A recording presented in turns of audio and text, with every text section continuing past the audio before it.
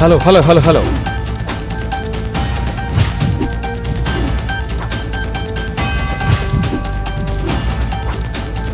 സാധാരണക്കാർക്ക് വമ്പൻ പ്രഖ്യാപനവുമായി നിർമ്മല സീതാരാമന്റെ 8ാമത്തെ ബജറ്റ് അവതരിപ്പിച്ചിരിക്കുന്നു. 12 ലക്ഷം രൂപ വരെയാണ് ആദായ നികുതി പരിധി ഉയർത്തിയത്. അതായത് മാസം 1 ലക്ഷം രൂപ വരെ ശമ്പളം വാങ്ങുന്ന ആളുകൾക്ക് ഇനി നികുതി നൽകേണ്ടതില്ല എന്ന വമ്പൻ പ്രഖ്യാപനം തന്നെയാണ് ഈ ബജറ്റിന്റെ ഹൈലൈറ്റ്. ഒരു ഘട്ടത്തിൽ ബീഹാർ ബജറ്റ് എന്ന നിലയിൽ പ്രതിപക്ഷത്തിന്റെ ഭാഗത്ത് നിന്നടക്കം വലിയ വിമർശനങ്ങൾ ഉന്നയിക്കപ്പെട്ട ബജറ്റിന്റെ അവസാനമായിരുന്നു ആദായ നികുതി പരിധി 12 ലക്ഷമാക്കി ഉയർത്തിയിരിക്കുന്ന വളരെ പ്രധാനപ്പെട്ട പ്രഖ്യാപനം കേന്ദ്ര സർക്കാരിന്റെ ഭാഗത്ത് നിന്ന് ഉണ്ടാകുന്നത്. ഇടത്തരംകാർക്ക് വലിയ ആശ്വാസം നൽകുന്ന പ്രഖ്യാപനമായി ഇത് മാറുന്നു. നേരത്തെ സാമ്പത്തിക അവലോകന റിപ്പോർട്ടിലടക്കം ഇടത്തരക്കാർക്ക് വിപണിയിലേക്ക് പണം എത്തിക്കുന്നതിന് സാധിക്കുന്നില്ല, ഇടത്തരക്കാരുടെ വാങ്ങൽ ശേഷി കുറഞ്ഞു പോയിരിക്കുന്നു എന്ന റിപ്പോർട്ടുകൾ ഉണ്ടായിരുന്നു. അതിനെന്ത് പരിഹാരം എന്നത് തന്നെയായിരുന്നു ഈ ബജറ്റ് അവതരണത്തിന്റെ ഘട്ടത്തിൽ എല്ലാവരും ഉറ്റുനോക്കിയത്. ഒടുവിലിതാ ആ പ്രഖ്യാപനം വന്നിരിക്കുന്നു.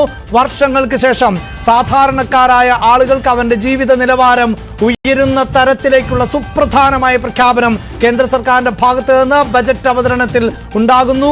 12 ലക്ഷമാക്കി ഉയർത്തിയിരിക്കുന്നു ആദായ നികുതി സ്ലാബ്. അതായത് ഒരു വർഷം 12 ലക്ഷം രൂപ വരുമാനം നേടുന്ന വ്യക്തിക്ക് ഇനി മുതൽ നികുതി അടയ്ക്കേണ്ടതില്ല.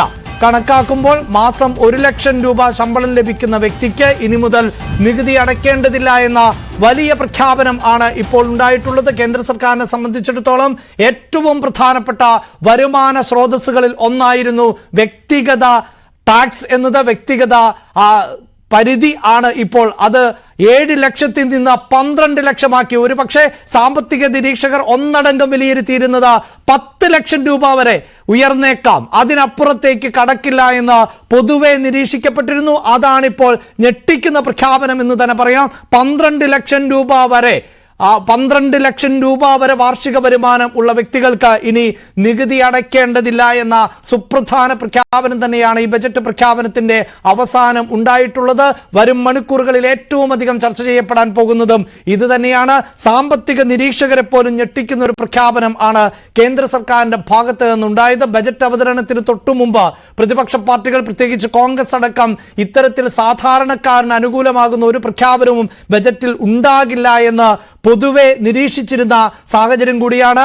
ഇപ്പോഴത്തെ ഈ ബജറ്റ് അവതരണത്തിൽ നിർമ്മല സീതാരാമൻ അവതരിപ്പിച്ച ഭാഗങ്ങളിൽ ഒന്നും തന്നെ ജനങ്ങൾക്ക് അധിക ബാധ്യതയാകുന്ന തരത്തിലുള്ള പ്രഖ്യാപനങ്ങളൊന്നും തന്നെ നമുക്ക് മനസ്സിലാക്കാൻ സാധിച്ചിട്ടില്ല. ഒരു പക്ഷേ അല്പസമയത്തിനകം തന്നെ ബജറ്റിന്റെ പൂർണ്ണ രൂപം ലഭിക്കും. അപ്പോഴായിരിക്കും ഏതെങ്കിലും തരത്തിൽ പ്രത്യക്ഷമായിട്ടല്ല എങ്കിൽ പരോക്ഷമായിട്ടെങ്കിലും ജനങ്ങൾക്ക് ഭാരമുണ്ടാക്കുന്ന തരത്തിലുള്ള പ്രഖ്യാപനങ്ങൾ ഉണ്ടോ എന്നതിൽ വ്യക്തത കൈവരികയുള്ളൂ. പക്ഷേ ബജറ്റ് അവതരണം ഏതാണ്ട് 1.5 മണിക്കൂറിൽ താഴെ മാത്രം നീണ്ടുനിന്ന ബജറ്റ് അവതരണമാണ്. നമ്മൾ നേരത്തെ തന്നെ സൂചിപ്പിച്ചിരുന്നു, സ്വതന്ത്ര ഇന്ത്യയുടെ ചരിത്രത്തിൽ ഏറ്റവും ദൈർഘ്യമേറിയ ബജറ്റ് പ്രസംഗം നടത്തിയതും നിർമ്മല സീതാരാമൻ തന്നെയായിരുന്നു. പക്ഷേ ഇത്തവണ ബജറ്റ് പ്രസംഗം ഏതാണ്ട് 1 മണിക്കൂർ 17 മിനിറ്റ് 18 മിനിറ്റ് അത്രമാത്രമാണ് നീണ്ടുനിന്നത്. ആ ബജറ്റ് പ്രസംഗത്തിലെ ഏറ്റവും പ്രധാനപ്പെട്ട പ്രഖ്യാപനമായി മാറിയിട്ടുള്ളത് ആദായ നികുതിയിൽ വന്നിട്ടുള്ള വമ്പൻ മാറ്റം തന്നെയാണ്. ആദായ നികുതി സ്ലാബ് 12 ലക്ഷം രൂപ ആക്കി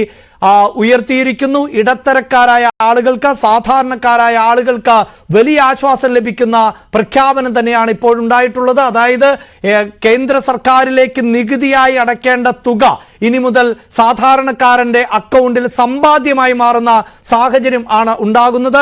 ആ സമ്പാദ്യത്തിൽ നിന്ന് വിപണിയിലേക്ക് കൂടുതൽ തുക ഇറക്കാൻ സാധാരണക്കാരായ ആളുകൾക്ക്, ഇടത്തരം ആളുകൾക്ക് സാധിക്കും. അങ്ങനെ വിപണിയെ കരുപ്പിടിപ്പിക്കുക എന്ന ഒരു ഫോർമുല തന്നെയാണ് ഇപ്പോൾ രൂപപ്പെടുത്തിയിട്ടുള്ളത് എന്ന് വേണം മനസ്സിലാക്കാൻ. വളരെ പ്രധാനപ്പെട്ട പ്രഖ്യാപനം ആണ് ബജറ്റിൽ ഉണ്ടായത്.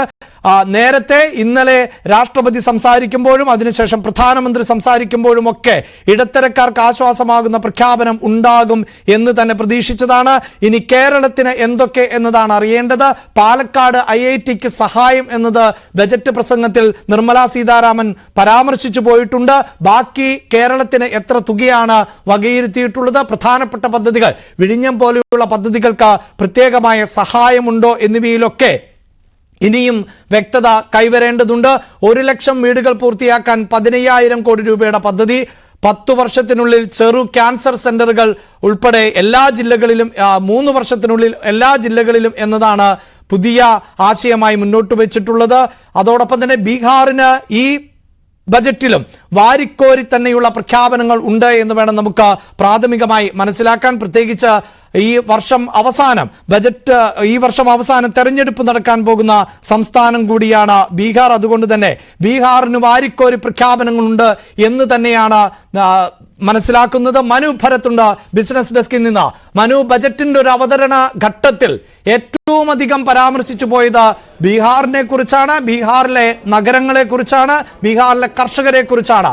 ഒരുപക്ഷെ ഈ ബജറ്റ് അവതരണത്തിന് ശേഷം ഏറ്റവും അധികം ചർച്ച ചെയ്യപ്പെടുക അതായിരിക്കുമെന്ന് പ്രതീക്ഷിച്ചിരുന്നു. പക്ഷേ അവസാന നിമിഷം ഉണ്ടായിരുന്നു ആ സർപ്രൈസ്. അതാണ് 12 ലക്ഷത്തിലേക്ക് ആദായ നികുതി പരിധി ഉയർത്തിയിട്ടുള്ളത്.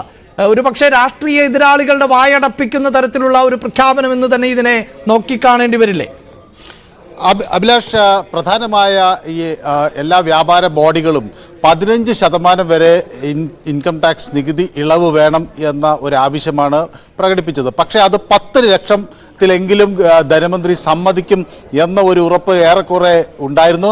പക്ഷേ അവർക്ക് പ്രതീക്ഷിച്ചതിനേക്കാൾ കൂടുതൽ 12 ലക്ഷം ആക്കി ആ പരിധി ഉയർത്തി എന്നത് വലിയ ആവേശം മധ്യവിഭാഗത്തിനിടയിൽ ഇടത്തട്ടുകാർക്ക് നൽകുമെന്ന കാര്യത്തിൽ യാതൊരു തർക്കവുമില്ല. വരാനിരിക്കുന്ന ഡൽഹി തെരഞ്ഞെടുപ്പിൽ ഇത് വലിയ തോതിൽ ബാധിക്കും.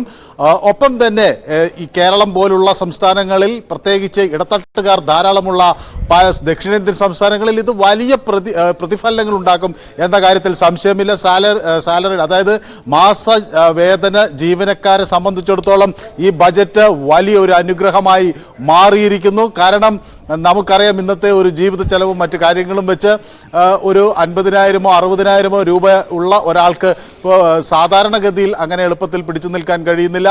അങ്ങനെ കേരളം പോലുള്ള സംസ്ഥാനങ്ങൾ, പ്രത്യേകിച്ച് എല്ലാ വീട്ടിലും വാഹനങ്ങളും ഒക്കെ ഉള്ള സംസ്ഥാനങ്ങളിലെ ഇടത്തട്ടുകാരെ സംബന്ധിച്ചിടത്തോളം പണപ്പെരുപ്പവും വിലക്കയറ്റവും ഇന്ധനവില വർധനയും എല്ലാം ഒരുപോലെ, ഒരു വെള്ളത്തിൻ്റെ കരം, വൈദ്യുതി, ഇതെല്ലാം ഒരുപോലെ ബാധിക്കുന്ന ഒരു ഘട്ടത്തിലാണ് ആദായ നികുതിയിൽ വലിയ ഇളവ് നൽകുന്നത്. അപ്പോൾ 1 ലക്ഷം രൂപ വരെ പ്രതിമാസം വരുമാനമുള്ളവർ പൂർണ്ണമായും ഈ ആദായ നികുതിയുടെ പരിധിയിൽ നിന്ന് ഒഴിവായിരിക്കുന്നുവെന്ന വലിയ പ്രഖ്യാപനം കേരളത്തിലെ വലിയൊരു വിഭാഗം സർക്കാർ ജീവനക്കാരെ, അതുപോലെ ഫോർമൽ സെക്ടറിലുള്ള ജീവനക്കാരെ, അവർക്കൊക്കെ വലിയ ആശ്വാസം പകരും എന്ന കാര്യത്തിൽ സംശയമില്ല. സ്ലാബുകളിലും ചെറിയ മാറ്റം വന്നിട്ടുണ്ട്.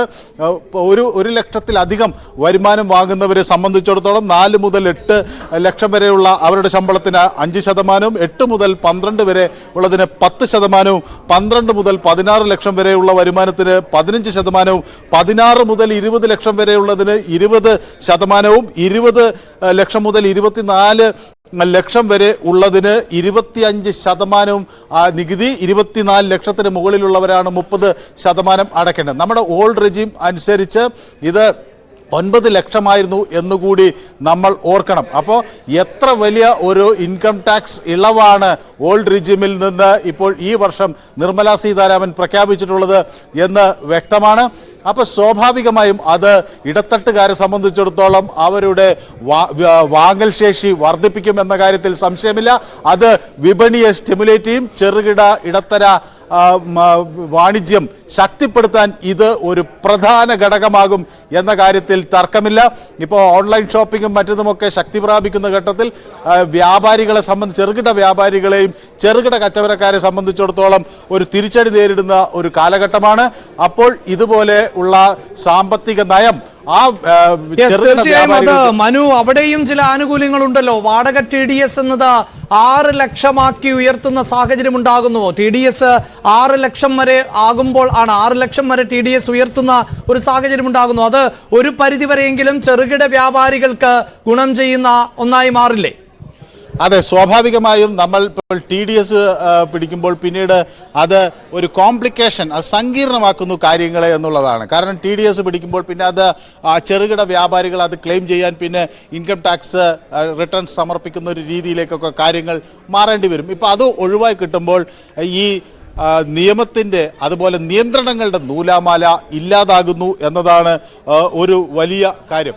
ഇതിൽ നിർമ്മലാ സീതാരാമൻ ഒരു കാര്യം എടുത്തു പറയുന്നത്, ആദ്യം വിശ്വസിക്കുക, പിന്നെ പരിശോധന രണ്ടാമത്. അങ്ങനെ ഒരു സാമ്പത്തിക, അതായത് സാമ്പത്തികമായി പണമുണ്ടാക്കുന്ന ആളെ അവിശ്വസിച്ച് ഒരു കുറ്റവാളി എന്ന് കണ്ട് ആദ്യം തന്നെ വേട്ടയാടാൻ ശ്രമിക്കുന്ന ഒരു നികുതി രീതിയിൽ നിന്ന് മാറി അയാളെ ആദ്യം വിശ്വസിക്കുക.